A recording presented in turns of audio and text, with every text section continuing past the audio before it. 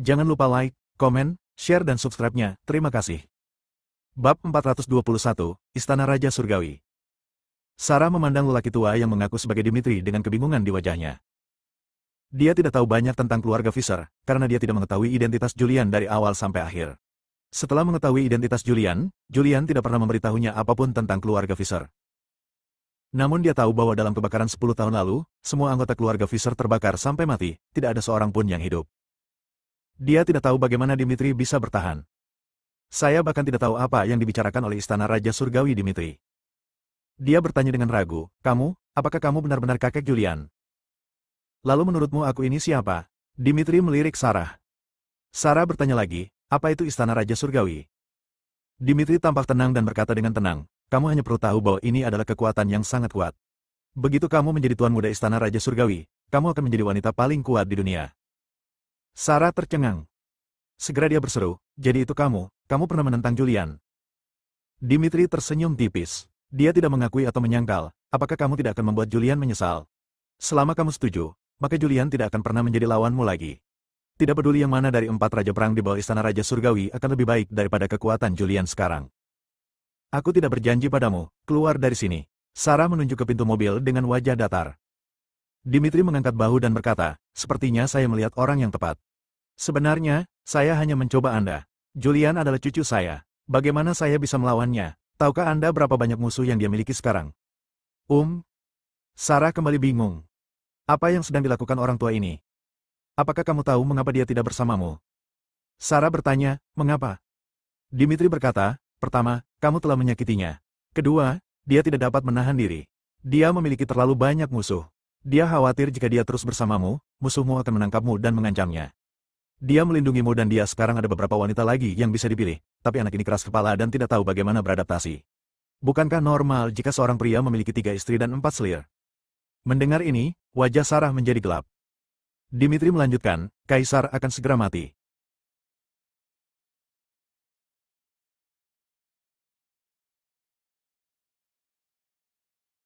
Begitu Kaisar meninggal, akan terjadi kekacauan. Raja berpikir bahwa mengeluarkan Julian saja dapat menyelesaikan segalanya. Dia tidak tahu bahwa orang-orang tua yang keras kepala dari keluarga Fisher tidak akan peduli dengan keturunan Julian dari keluarga Fisher. Selama Julian mengambil tindakan, semuanya akan berakhir. Dimitri sepertinya sedang berbicara dengan Sarah, tetapi juga sepertinya berbicara pada dirinya sendiri. Sarah tidak mengerti sepatah kata pun dari apa yang dia katakan. Dia melirik Sarah dan melihat kebingungan di wajah Sarah, dan bertanya sambil tersenyum, sekarang saya memberi Anda pilihan. Apakah Anda ingin membalas dendam pada Julian, atau Anda ingin melindungi Julian secara diam-diam? Apa artinya? Sarah bertanya dengan bingung.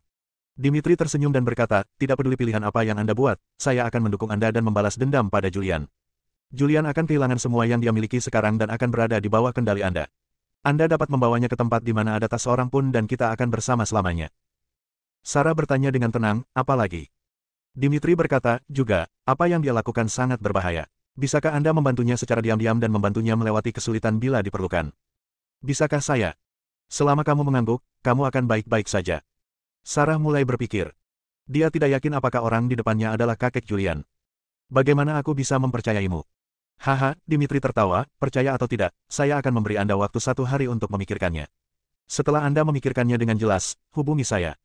Dia mengeluarkan sebuah kartu, membuangnya, membuka pintu dan keluar dari mobil. Sarah mengambil kartu itu dan menulis nomor telepon di kartu itu. Sarah memandang Dimitri yang keluar dari mobil dan pergi, dengan keraguan di wajah cantiknya. Dimitri. Dia bergumam pelan. Dia merasa harus memberitahu Julian tentang hal ini. Dan apa yang dikatakan Julian sebelumnya yang membuatnya menyesal hanyalah kata-kata kemarahan. Dia keluar dari mobil dan berjalan cepat menuju rumah sakit. Tetapi setelah kembali ke bangsal, Julian sudah tidak ada lagi. Dia memandang Melanie yang terbaring di ranjang rumah sakit dan bertanya, di mana Julian? Melanie ingin bangun, tetapi dia diikat dengan kain kasa dan banyak benang dimasukkan ke dalam tubuhnya. Dia tidak bisa bangun sama sekali. Dia berkata dengan lemah, Fisher, saudara Fisher telah kembali ke Nanhuang. Pergi ke hutan belantara selatan. Sarah tertegun dan bertanya, mengapa dia pergi ke hutan belantara selatan?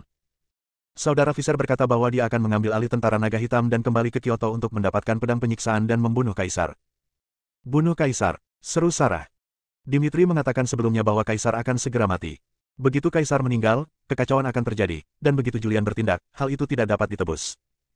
Kakak Sarah, sebenarnya aku, Melanie membuka mulutnya untuk menjelaskan. Tapi Sarah tidak menoleh ke belakang dan pergi dengan tergesa-gesa. Setelah keluar dari rumah sakit, dia mengeluarkan kartu yang diberikan oleh Dimitri dan menghubungi nomor di kartu itu. Sambil berbicara di telepon, dia berjalan menuju tempat parkir. Panggilan telah tersambung, tetapi tidak ada yang menjawab. Dia membuka pintu dan masuk ke dalam mobil. Begitu saya masuk ke dalam mobil, saya melihat seorang lelaki tua duduk di kursi penumpang. Dia terkejut, menepuk dadanya dengan rasa takut yang masih ada, dan berkata, "Kakek, kamu membuatku takut setengah mati." Dimitri tersenyum dan bertanya, "Mengapa, kamu percaya?" Sarah tampak serius dan berkata, "Julian telah kembali ke hutan belantara selatan dan akan mengambil alih tentara naga hitam lagi. Dia akan kembali ke Kyoto untuk mengambil pedang penyiksaan dan membunuh kaisar.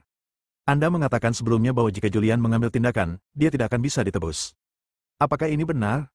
"Tentu." "Lalu, bagaimana kita bisa menyelamatkannya?" Sarah memandang Dimitri dengan penuh semangat. "Sudah kubilang, Tuan Muda Istana Raja Surgawi, maka kamu bisa membantunya." "Oke, aku berjanji padamu." Sarah tidak ingin sesuatu terjadi pada Julian. Dia tidak tahu apakah pria di depannya yang menyebut dirinya Dimitri adalah kakek Julian, tapi selama dia bisa membantu Julian, itu tidak masalah siapa dia. Taras terus berkata bahwa dia tidak memahami Julian, mengatakan bahwa dia tidak tahu apa yang akan dilakukan Julian atau apa yang ingin dia lakukan. Jika dipikir-pikir dengan hati-hati, memang benar demikian. Dia berpikir dalam hati, jika orang lain bisa melakukannya, saya juga bisa melakukannya. Dimitri melepas cincin ibu jarinya dan melemparkannya ke Sarah. Dia juga mengeluarkan token hitam dan melemparkannya padanya. Sarah bertanya, "Apa?" Dimitri berkata dengan tenang, "Raja Surgawi menarik jarinya dan perintah Raja Surgawi." Di istana Raja Surgawi, dia hanya mengenali tandanya dan bukan orangnya. Sarah melihat sekilas token itu. Bagian depan token diukir dengan kata, Raja Surga, sedangkan bagian sebaliknya adalah pola misterius. Dia menyimpannya dan bertanya, "Apa yang harus saya lakukan selanjutnya?" "Seseorang akan mencarimu." Dimitri berkata, membuka pintu mobil dan keluar dari mobil lagi. "Ingat, jangan beritahu Julian." Suara Dimitri terdengar. "Kakek." Sarah ingin menanyakan hal lain, tetapi Dimitri sudah pergi. Tempat parkir bawah tanah kembali sunyi, seolah tidak ada orang di sana. Sarah memperhatikan Raja Surgawi menjentikan jarinya, melihat perintah Raja Surgawi di tangannya, dan bergumam pelan, "Istana Raja Surgawi, organisasi macam apa ini? Apakah itu benar-benar kakek Julian, Dimitri? Bukankah dia mati 10 tahun yang lalu? Mengapa kamu masih hidup dan memintaku untuk tidak memberitahu Julian? Bagaimana jika dia adalah orang jahat dan ingin menyakiti Julian?" Sarah menjadi malu. Saat ini, dia sedikit bingung dan tidak tahu harus berbuat apa. Bab 422, tinggalkan jalan keluar untuk dirimu sendiri. Saat ini, wilayah militer Jiangzhou. Di area terbuka, helikopter sudah siap. Turun dari helikopter. King Kotake menepuk bahu Julian dan berkata sambil tersenyum, "Saudara Fisher, selamat atas pengangkatanmu kembali. Sekarang kamu akan pergi ke Wasteland Selatan dan terus memimpin tentara naga hitam. Jika berita ini tersebar, maka orang-orang Daxia akan bersemangat." Julian memiliki ekspresi ketidakberdayaan di wajahnya. Tampaknya bagus jika seorang pejabat diangkat kembali, namun semakin tinggi jabatannya, semakin berat bebannya. Terlebih lagi, setelah dia mengambil alih tentara naga hitam, dia memimpin pasukannya ke Kyoto, mengambil pedang penyiksaan, dan membunuh kaisar. Begitu kaisar meninggal, tidak ada yang tahu apa yang akan terjadi. Dia berkata dengan cemas, "Saya harap tidak terjadi hal besar selanjutnya." King Kotake tersenyum dan berkata, "Apa yang bisa terjadi? Bahkan jika sesuatu terjadi, masih ada orang di atas yang membawanya, jadi kamu tidak perlu khawatir." Julian melihat ke 8 naga langit dan berkata, "Kalian ikuti saya kembali ke hutan belantara selatan." "Ya." 8 orang berbicara serempak. Julian memandang Ivan dan berkata, "Kamu terus bertanggung jawab atas Istana Hitam." Ivan menggosok tangannya ke depan dan ke belakang. "Fisher, Raja Naga, apa yang kamu janjikan padaku?" Tentu saja Julian tahu apa yang Ivan bicarakan. "Jangan khawatir, setelah saya berurusan dengan Kaisar, saya akan terus belajar sebentar. Setelah saya mempelajarinya secara menyeluruh, saya akan mengajarkannya kepada Anda." Tidak lama kemudian Julian mendapatkan jilid kedua dari Medical Classic, dan dia belum mempelajarinya secara menyeluruh, dan tidak mungkin baginya untuk memberikan Ivan versi lengkapnya dan berikan Ivan versi yang disederhanakan. Julian mencoba mengelak darinya berulang kali, tetapi Ivan tidak bisa berbuat apa-apa. Siapa yang membuat kelahirannya buruk dan yang membuatnya memiliki banyak catatan kriminal? "Kalau begitu aku akan menunggumu kembali," kata Ivan. Julian tidak berkata apa-apa lagi dan naik helikopter. 8 naga langit mengikuti dari belakang. Helikopter itu lepas landas perlahan. Di pesawat, Julian memejamkan mata dan beristirahat. Ke-8 naga surgawi semuanya memiliki wajah bahagia, yang setara dengan hari-hari mereka di Istana Hitam. Mereka lebih suka berada di hutan belantara selatan. "Saya akhirnya kembali lagi. Saya berharap dunia kali ini damai, sehingga kita juga bisa bahagia dan bebas." Saudara Fisher terus memimpin tentara naga hitam. Mari kita pimpin pasukan kembali ke Kyoto, ambil pedang hukuman, dan bunuh Kaisar. Begitu Kaisar meninggal, Panglima Tentara Api Merah akan menjadi kosong. Menurut Anda, siapa yang akan jatuh ke tangan Panglima Tentara Api Merah? Lagi pula aku tidak akan membiarkanmu melakukannya. Tentu saja aku tahu, aku hanya penasaran. Beberapa orang berkumpul dan mengobrol. Julian, sebaliknya, memiliki banyak hal dalam pikirannya. Shadow mengungkapkan banyak informasi. Ada banyak nama besar yang bermain game di Kyoto. Kaisar hanya lebih dak catur, dan ada orang di belakang Kaisar. Dan dia yakin ada seseorang di belakang Raja. Pada saat ini, dia memiliki firasat buruk bahwa kematian Kaisar akan menjadi pemicunya, dan Kyoto akan benar-benar berada dalam kekacauan, dan tokoh-tokoh besar yang bersembunyi di kegelapan akan muncul satu demi satu. Wulong duduk di sebelah Julian. Melihat dia khawatir, dia bertanya dengan suara rendah, "Saudara Fisher, apa yang kamu pikirkan?" Julian bereaksi, menggelengkan kepalanya sedikit, dan berkata, tidak apa-apa. Ngomong-ngomong, saya punya rencana. Mendengar ini, semua orang memandang Julian. Selena, Meilong bertanya, apa rencananya? Julian berkata, begitu banyak hal telah terjadi. Saya merasa bahwa saya hanya lebih dak catur, yang selalu dikendalikan. Perasaan ini sangat tidak menyenangkan. Saya mungkin mati suatu hari nanti. Saya rasa Anda tidak perlu untuk kembali ke hutan belantara selatan. Semua orang mengerutkan kening. Julian melanjutkan, kalian semua benar-benar kuat, dan pencapaian seni bela diri kalian telah mencapai puncak seni bela diri eksternal. Kalian hanya selangkah lagi untuk mengembangkan energi sejati dan menjadi master seni bela diri. Melihat ke belakang, saya akan fokus pada internal teknik budidaya. Semua diajarkan kepada Anda. Mendengar ini, semua orang sangat gembira. Mereka telah mendengar Ivan berbicara tentang budidaya batin keluarga. Mereka memang sangat kuat sekarang, tetapi dibandingkan dengan ahli bela diri batin, mereka terlalu lemah, seperti anak-anak versus orang dewasa. Aku tidak yakin perubahan ini adalah permainan antara orang-orang besar di Kyoto, dan aku tidak tahu apa yang mereka rencanakan, tapi aku harus meninggalkan jalan keluar untuk diriku sendiri. Setelah kamu meninggalkan tentara naga hitam dan pergi hutan belantara selatan, kamu bisa membentuk kekuatan. Beberapa orang mendengarkan instruksi Julian dengan cermat. Selama periode waktu ini, mereka dan Julian sedang melalui hidup dan mati. Dan Julian juga baik terhadap mereka. Tanpa Julian, mereka akan tetap menjadi pembunuh yang licik. Aku ingin kamu melepaskan diri dari tentara naga hitam, menciptakan istana naga, dan mengembangkan kekuatanmu sendiri. Dengan cara ini, bahkan jika sesuatu terjadi di masa depan, kamu akan mendapat dukungan untuk melarikan diri secara utuh. Julian memikirkannya dengan cermat. Jika Anda terlibat di antara orang-orang besar, Anda akan mati jika tidak hati-hati. Jangan melihatnya sekarang karena dia telah mengembangkan energi aslinya dan menjadi ahli seni bela diri. Tapi melalui kata-kata Shadow, dia tahu bahwa ada banyak master seni bela diri di Daxia, tapi dia belum pernah memasuki dunia ini sebelumnya, dan dia tidak memenuhi syarat untuk berhubungan dengan orang-orang seperti itu. Seseorang bertanya, bagaimana cara kerja drama tersebut secara spesifik? Julian berkata, langkah pertama adalah mengembangkan energi sejati secepat mungkin dan menjadi Grandmaster seni bela diri. Langkah lainnya adalah mengumpulkan kekayaan sebanyak mungkin dan memperluas Istana Naga. Saat ini, di seluruh dunia, kecuali bagi Daxia, negara-negara lain berada dalam kekacauan, dan beberapa bahkan mengalami perang sepanjang tahun, tetapi perang adalah cara terbaik untuk menghasilkan uang. Setelah menerima instruksi Julian, semua orang juga punya ide di benak mereka. Julian memandang 8 orang di depannya dan mengamati mereka satu persatu. Selama ini, dia telah mengamati 8 orang tersebut.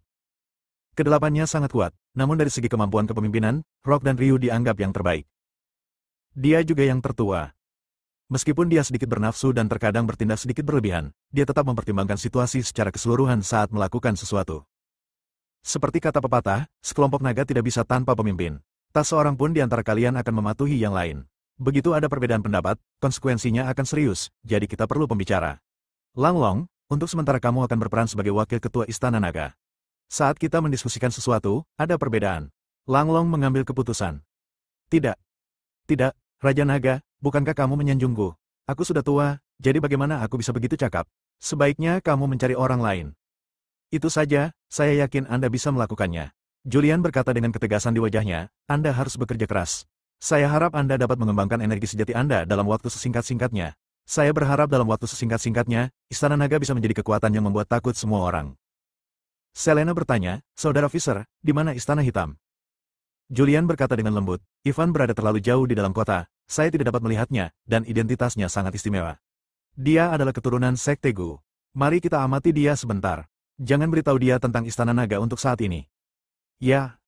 Julian sekali lagi mengatakan beberapa hal yang perlu diperhatikan. Untuk memberikan jalan keluar bagi dirinya sendiri, dia memilih untuk membuat Istana Naga. Pelaksana Istana Naga adalah 8 naga langit, seorang pria sakti yang pernah terkenal dalam daftar pembunuh. Butuh waktu lebih dari 1 jam diskusi untuk menyelesaikan hal-hal tersebut. Lebih dari 1 jam kemudian, pesawat mendarat di kawasan militer Nanhuang. Kawasan militer, ribuan tentara berkumpul di sini. Para prajurit ini menatap pesawat yang mendarat di depan dengan penuh perhatian, dengan ekspresi berapi-api di wajah mereka. Bab 423, bertemu seorang kenalan. Selamat datang Raja Naga, kami menyambut Raja Naga, kami menyambut Raja Naga. Begitu Julian turun dari pesawat, suara yang rapi dan nyaring terdengar. Suaranya seperti gelombang laut, masing-masing gelombang lebih kuat dari gelombang sebelumnya. Julian melihat lurus ke depan, melihat puluhan ribu tentara di depannya, dan mengangkat tangannya dan menekan dengan lembut. Teriakan itu langsung berhenti. Beberapa jenderal berseragam militer datang. Selamat datang di kembalinya Raja Naga. Kevin berbicara lebih dulu, dengan senyum cerah di wajah gelapnya. Kami telah lama menunggu hari ini, dan akhirnya Raja Naga telah kembali. Kapan kamu belajar berbicara dengan fasih? Julian mengepalkan tinjunya dan dengan lembut memukul dada Kevin. Hehe, Kevin terkekeh. Ayo pergi. Julian berbalik dan pergi. 8 naga langit mengikuti dari dekat, diikuti oleh jenderal lainnya. Julian memimpin dalam mengatur mobil untuk mengirim 8 naga langit pergi, meminta mereka meninggalkan Daxia dan pergi ke luar negeri untuk mulai membangun Istana Naga dan menciptakan kekuatan mereka sendiri. Dia membangun kekuasaan, bukan untuk hegemoni. Saya hanya berharap saya dapat memiliki seseorang untuk diandalkan di masa depan. Area militer, kantor. Kevin bertanya, Raja Naga, mengapa 8 naga langit pergi setelah mereka tiba? Julian melirik orang lain di ruang konferensi dan berkata tanpa banyak bicara, saya menerima perintah rahasia untuk kembali ke hutan belantara selatan dan terus memimpin tentara naga hitam. Chester bertanya, Raja Naga, apa rencanamu selanjutnya? Julian menggelengkan kepalanya dan berkata, tidak ada rencana. Selanjutnya, lakukan saja apa yang harus kamu lakukan. Jangan biarkan berita kepulanganku bocor untuk saat ini. Ngomong-ngomong, apakah 140 kota-kota di hutan belantara selatan dikelola seperti ini? Kevin berkata, 140 kota telah berganti nama menjadi Kota Naga. Selama periode ini, tentara naga hitam melakukan pembersihan besar-besaran terhadap Kota Naga, menghancurkan semua organisasi ilegal, dan semua pasukan bersenjata swasta juga dibubarkan, dan beberapa berhasil diselamatkan. Kevin secara singkat melaporkan hasil periode ini. Julian mengangguk puas. Meskipun Kevin adalah pria yang kasar, dia melakukan pekerjaannya dengan baik kali ini. Rapat dibubarkan. Julian berdiri dan pergi. Kota Nanhuang, rumah naga hitam. Julian bersandar di sofa, dan Kevin duduk di seberangnya. Ada beberapa makanan ringan di atas meja, serta beberapa minuman keras. Kevin bertanya, Bos, apakah Anda punya misi saat kembali kali ini? Julian mengangguk dan berkata, beritahu Philip untuk membawa 1000 pasukan naga hitam dan bersiaga untuk berangkat di malam hari. Ayo pergi kemana? Kevin tertegun, karena dia telah mengambil tindakan, kenapa dia tidak mengatakannya saat dia baru saja meninggalkan pertemuan? Ada sedikit depresi dalam ekspresi Julian, pergi ke Kyoto, ambil pedang penyiksaan, dan bunuh Kaisar. Aku pergi. Kevin tiba-tiba berdiri karena terkejut, dengan keterkejutan di wajahnya yang gelap, dan bertanya, Bos, apakah kamu bercanda? Pergi ke Kyoto, ambil pedang penyiksaan, bunuh Kaisar, dan bunuh Panglima Tentara Api Merah siapa pemimpin dari 5 komandan Kaisar? Julian mengangguk perlahan dan berkata, rencana aksinya dirahasiakan. Jangan membocorkannya kecuali Anda dan saya. Bahkan Philip tidak bisa mengatakannya. 1000 pasukan naga hitam yang kembali dari sungai terakhir kali akan menjadi satu-satunya yang menemani mereka. Ya. Kevin juga mengetahui keseriusan masalah ini. Hal ini tidak boleh dibocorkan. Setelah bocor dan Kaisar mengetahuinya, itu akan merepotkan. Kevin duduk lagi dan bertanya, Bos, apakah terjadi sesuatu di sungai? Julian menggelengkan kepalanya sedikit, tidak apa-apa. Mari kita bicara perlahan di masa depan. Dong dong dong. Ada ketukan di pintu. Kevin berdiri dan pergi untuk membuka pintu. Tidak lama kemudian, dia menarik seorang wanita masuk. Wanita berusia 20-an, memiliki rambut pendek fason, mengenakan seragam militer, dan terlihat heroik. Saudara Fisher. Dia datang dan memanggil dengan manis. Julian duduk di sofa, meliriknya, menatap Kevin, dan berkata sambil tersenyum, lumayan, saya telah mencapai kebenaran. Kapan kamu akan menikah? Wajah Kevin memerah dan dia berkata, mengapa harus menikah? Namun, dia terjepit. Dia mengubah kata-katanya tepat waktu dan berkata, cepat, segera. Erin duduk, dengan senyum cerah di wajahnya, dan berkata, Saudara Fisher, apa yang terjadi antara kamu dan Sarah? Julian menggelengkan kepalanya sedikit. Dia tidak ingin membicarakan hal itu lagi. Kevin duduk dan dengan lembut mendorong inti postingan itu. Dia juga cukup tahu untuk tidak bertanya lagi. Ini, minum.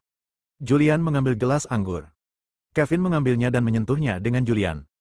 Bos, hari ini adalah hari peringatan Jenderal Lowe, ayo pergi dan melihat-lihat. Kevin tiba-tiba berkata. Mendengar ini, Julian mengangguk dan berkata, baiklah, ayo pergi. Mereka bertiga keluar. Kevin mengendarai mobil bisnis biasa dan pergi dari kota Nanhuang menuju pemakaman. Ini adalah pemakaman Nanhuang. Mereka yang dimakamkan di sini adalah semua prajurit tentara naga hitam yang tewas dalam pertempuran dan telah memberikan kontribusi besar bagi negara. Ada sebuah makam di kuburan. Pada batu nisan tersebut terukir beberapa karakter besar, makam Mark Lowe. Pengadilan sedang berlangsung, Jenderal Bintang 1 di hutan belantara selatan. Setahun yang lalu, saat memimpin tim dalam sebuah misi, mereka diserang oleh pasukan musuh.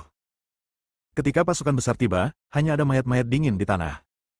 Di depan makam, orang-orang sudah melakukan ibadah. Ini adalah seorang wanita. Dia mungkin berusia awal 20-an dan mengenakan jaket putih. Saat ini musim gugur, cuaca di hutan belantara selatan relatif dingin, dan hari ini gerimis. Wanita itu berdiri di depan kuburan, memandangi batu nisan dengan bingung. Julian, Kevin, dan Erin bergegas mendekat dan melihat orang itu berdiri di depan kuburan. Julian tidak bisa menahan diri untuk tidak mengerutkan kening dan bertanya, apakah ada orang yang datang untuk memberi penghormatan? Saya belum pernah mendengar Patua Lowe mengatakan bahwa dia memiliki anggota keluarga. Kevin berpikir sejenak dan berkata, saya ingat suatu saat ketika kami sedang minum, dia sepertinya mengatakan bahwa dia memiliki seorang putri. Namun, dia menjaga perbatasan sepanjang tahun dan jarang pulang. Istrinya sudah lama menikah lagi dengan putrinya. Julian mengangguk dan berjalan mendekat. Setelah mendekat, saya melihat orang yang berdiri di depan makam Mark Lowe. Saya terkejut dan bertanya, apakah itu kamu? Ketika Camilla mendengar suara itu, dia tidak bisa menahan diri untuk tidak menoleh. Ketika dia melihat Julian, Kevin dan yang lainnya, dia juga sedikit terkejut.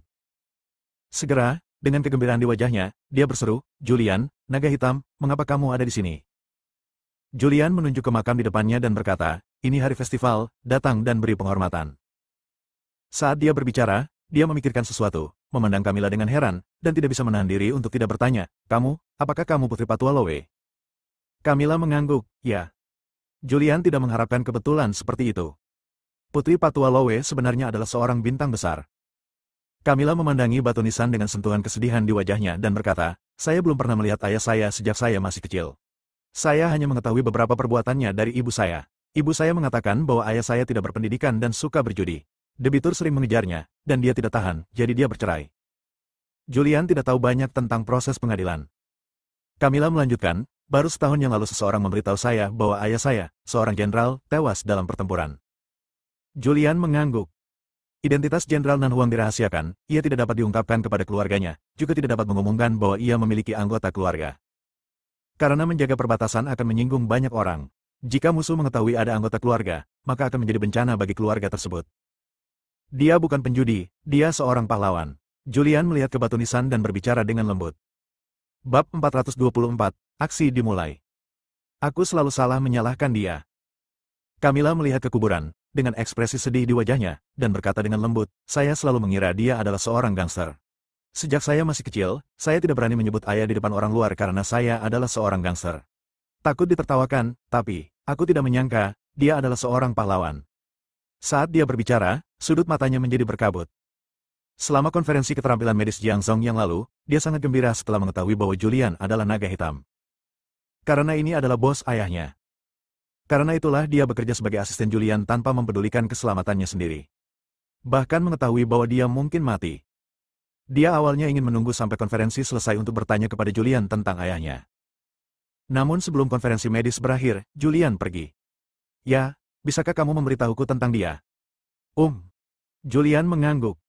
Di depan makam, ia menceritakan beberapa cerita tentang sidang pengadilan. Kevin berkata, saya ingat suatu kali, saya minum bersamanya. Dia berkata bahwa dia memiliki seorang putri. Dia berkata bahwa dia malu dengan putrinya.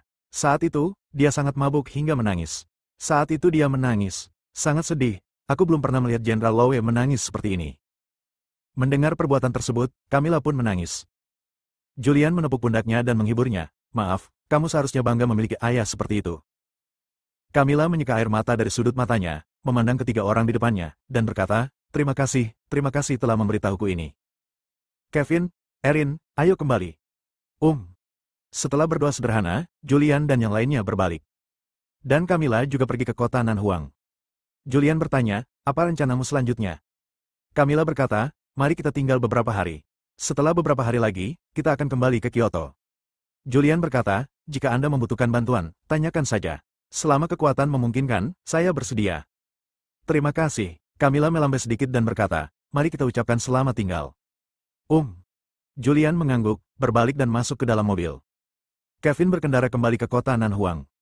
Setelah kembali, Julian tidak keluar dan tinggal di rumah naga hitam. Kevin juga ada di rumah naga hitam. Sebentar lagi hari sudah malam. Bos, kita siaga. Kapan kita berangkat? Julian melihat waktu dan melihat bahwa saat itu baru lewat pukul 5 sore. Dia berkata, jangan khawatir, tunggu sampai gelap sebelum berangkat. Ya. Pada saat yang sama, distrik militer. Philip bersiaga dengan 1.000 pasukan naga hitam. Ribuan orang ini berseragam hitam dan bersenjata lengkap. Chester datang dan melihat Philip, berjalan mendekat dan bertanya, apa yang terjadi? Apakah ada tindakan? Philip berdiri tegak, memberi hormat militer, dan berkata, kembali ke jenderal, saya tidak tahu. Saya hanya disuruh menunggu di sini. Chester tidak bertanya apapun, berbalik dan pergi. Setelah berjalan jauh, dia berbalik dan melihat ke arah 1.000 pasukan naga hitam di kejauhan dengan kebingungan di wajahnya. Apakah ada tindakan? Tindakan macam apa itu? Dia bingung. Dia juga seorang jenderal bintang 1.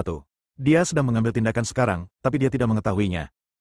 Dia kembali ke kantor, duduk di kursi kantor, berpikir lama sebelum mengeluarkan ponselnya dan memutar nomor. Bos, Julian telah kembali.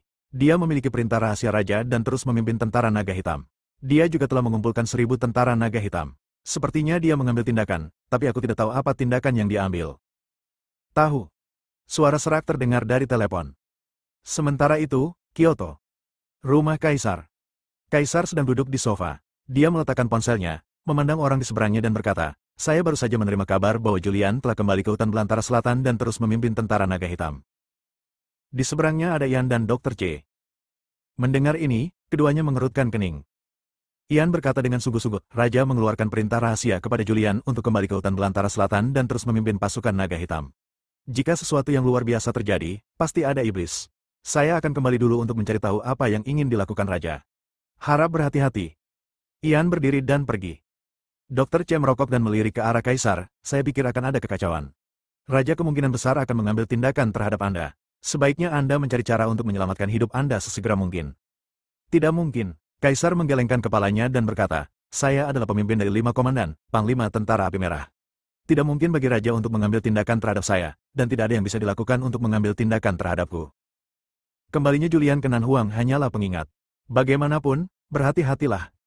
Setelah Dr. C selesai berbicara, dia berdiri dan meninggalkan ruangan. Kaisar tampak sedih. Dia mengulurkan tangannya untuk menutupi dadanya dan mengumpat dengan keras, Julian, aku tidak menyangka ini bisa membuatmu membalikkan badan. Suntikan Julian hampir membunuhnya. Jika Dr. C tidak menyelamatkannya tepat waktu, dia akan mati. Dan karena Julian, seluruh perencanaannya selama bertahun-tahun hancur. Pengingat dari Ian dan Dr. C membunyikan alarm untuknya. Julian kembali ke hutan belantara selatan dan terus menjadi Raja Naga, yang sangat merugikannya.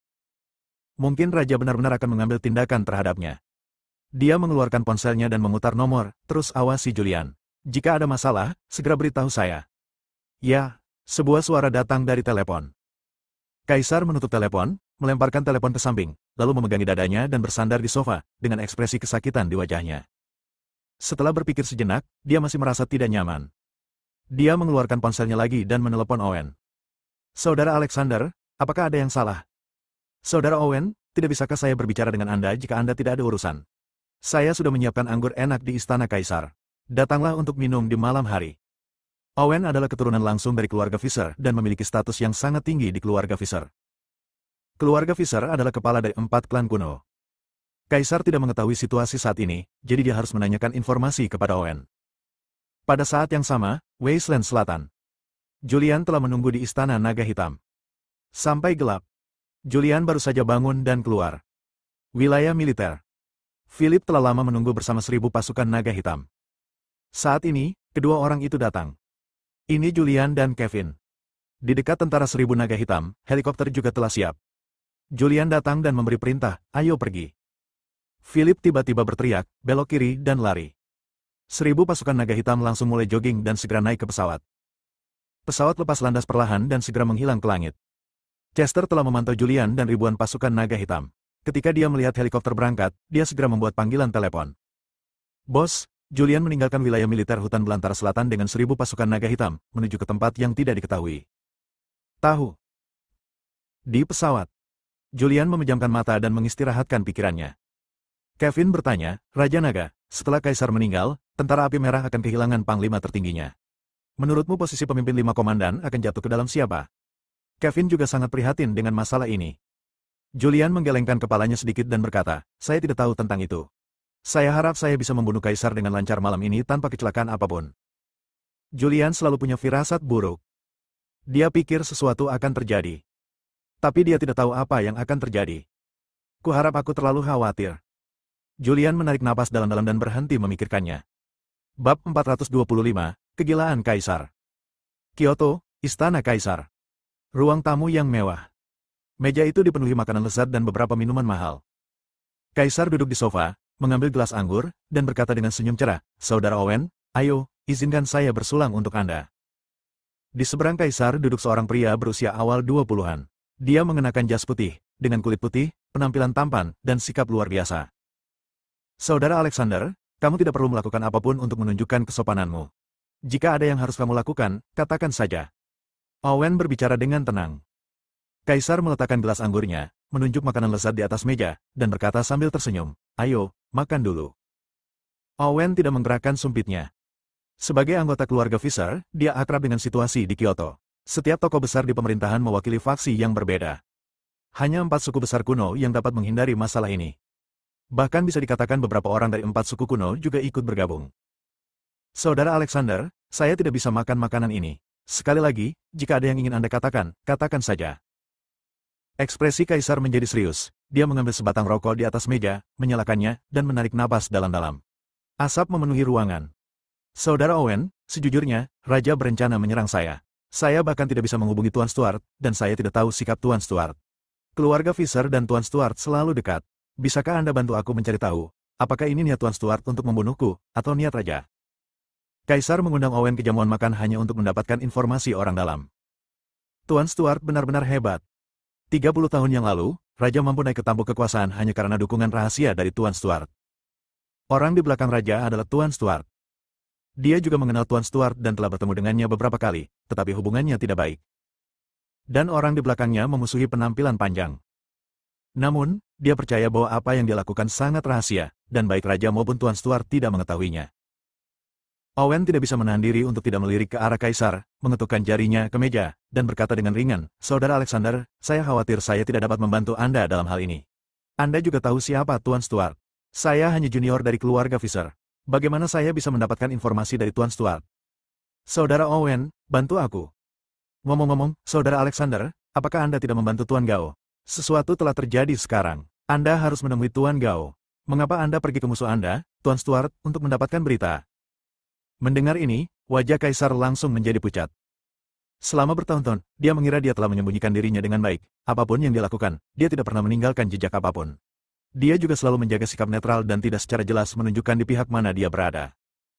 Dia tidak menyangka bahkan seorang junior seperti Owen tahu siapa yang dia bantu. Saudara Owen, siapa yang kamu dengarkan? Owen berkata dengan acuh tak acuh, sepertinya terakhir kali Tuan Gao pergi ke keluarga Fisher sebagai tamu. Saya mendengar Tuan Gao mengucapkan beberapa patah kata kepada kakek saya, dan kemudian saya mengetahui sesuatu tentang itu. Saya tidak mengerti ini juga, tapi sesuatu telah terjadi sekarang. Tuan Gao sangat tidak puas dengan Anda dan berencana untuk menyerah pada Anda. Itu tergantung pada apakah keluarga Dun ingin melindungi Anda.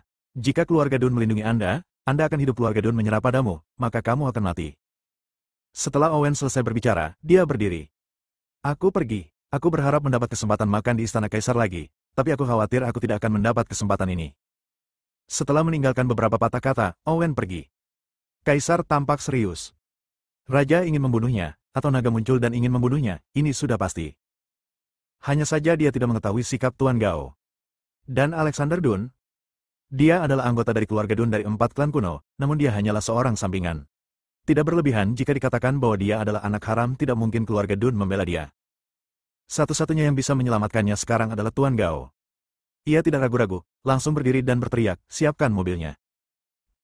Kyoto, sebuah halaman rumah. Ini adalah halaman rumah kuno, banyak pohon bidang yang ditanam di halaman, musim gugur telah tiba, dan tumpukan daun-daun berguguran di tanah. Jiu Tian muncul di halaman ini. Begitu dia datang, dia melihat seorang wanita berusia 17 atau 18 tahun memegang sabu dan menyapu dedaunan yang berguguran di tanah di halaman. Nona Hana, apakah Tuan Gao ada di sini? Dia berjalan mendekat dan bertanya dengan kepala menunduk, tampak rendah hati. Saat ini, dia sama sekali tidak memiliki postur sebagai pemimpin dari 5 komandan. Wanita itu berhenti sebentar, menatap ke arah kaisar, menunjuk ke sebuah ruangan tepat di depannya, dan berkata, pergi. Terima kasih. Kaisar segera mengucapkan terima kasih dan kemudian berjalan mendekat. Dia datang ke pintu, mengetuk pelan, dan berseru dengan rendah hati, Tuan Gao. Sebuah dengungan lembut terdengar dari dalam ruangan. Masuk. Kaisar membuka pintu dan masuk. Di rumah itu ada Kang. Batu bara terbakar di dalam Kang. Di sampingnya, ubi masih dipanggang. Duduk di depan Kang adalah seorang pria yang tampak berusia 50-an. Dia mengenakan jas hitam dan sedang menghangatkan diri di dekat api dengan tangan di atasnya. Kaisar berjalan mendekat, berdiri di samping, dan berseru dengan hormat, Tuan Gao. Tuan Gao tidak memandang ke arah Kaisar, tetapi dia berkata dengan lembut, kamu terlalu ceroboh. Jika kamu melakukan kesalahan, kamu akan dihukum. Tuan Gao, semua ini disebabkan oleh Julian.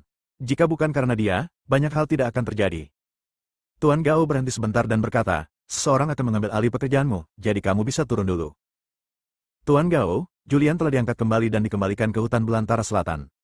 Dia juga membawa 1000 pasukan naga hitam bersamanya. Dia mungkin datang ke Kyoto dan kemungkinan besar akan membunuhku. Ini adalah perintah rahasia dari Raja. Tuan Gao, Raja mengambil tindakan terhadap saya bukanlah pernyataan perang terhadap Anda. Turun. Tuan Gao berbicara dengan lembut. Dia tampak tenang, dan mustahil mengetahui apa yang ada dalam pikirannya melalui ekspresinya. Ya. Kaisar tidak berani berkata lebih banyak. Ini Tuan Gao, orang yang sangat hebat. Di mata Tuan Gao, dia bukanlah siapa-siapa. Sikap Tuan Gao pada dasarnya yakin bahwa dia telah menyerah. Raja ingin membunuhnya, tapi Tuan Gao menolak untuk melindunginya. Saat dia berbalik untuk pergi, wajahnya berubah suram, dengan sedikit rasa dingin di matanya. Dia telah membantu Tuan Gao selama bertahun-tahun, dan dia telah bekerja keras tanpa pujian apapun, tetapi pada akhirnya, dia mendapatkan hasil ini. Saat dia berbalik, dia menyentakkan pistolnya. Bahkan jika aku mati, aku akan membunuhmu juga. Dor. Suara tembakan terdengar. Namun, Alan Gao duduk di samping tanpa terluka. Saya melihatnya mengangkat tangannya dengan peluru di antara jari-jarinya. Buang dengan lembut. Tang. Peluru itu jatuh ke tanah dengan suara yang tajam. Wajah Kaisar menjadi pucat. Dia tahu bahwa Tuan Gao sangat kuat, tetapi dia tetap mengambil risiko dan ingin mendukungnya. Namun, dia gagal. Tuan Gao tidak berkata apa-apa, berdiri, dan pergi melalui pintu belakang. Kaisar tampak pucat dan meninggalkan ruangan. Di luar, gadis itu masih menyapu halaman. Melihat Kaisar berjalan keluar, gadis itu menggelengkan kepalanya sedikit dan menghela nafas tanpa daya. Kaisar meninggalkan halaman ini. Dia kembali ke istana Kaisar. Raja memberikan perintah rahasia kepada Julian untuk membunuhnya, dan dia tidak akan pernah hanya duduk diam dan menunggu kematian. Rumah Kaisar. Dia duduk di sofa dengan ekspresi rendah di wajahnya, mengeluarkan ponselnya, memutar nomor, dan memerintahkan, kirim seluruh pasukan, kelilingi istana kekaisaran, dan bunuh raja. Wajahnya menjadi gelap. Pada titik ini, hanya ada satu cara yang harus dilakukan, yaitu membunuh raja, mengangkat raja baru ke atas tahta, dan mengganggu orang-orang yang diam-diam merencanakannya. Selama hal itu menimbulkan sensasi yang cukup besar, dia mungkin bisa bertahan. Bersambung.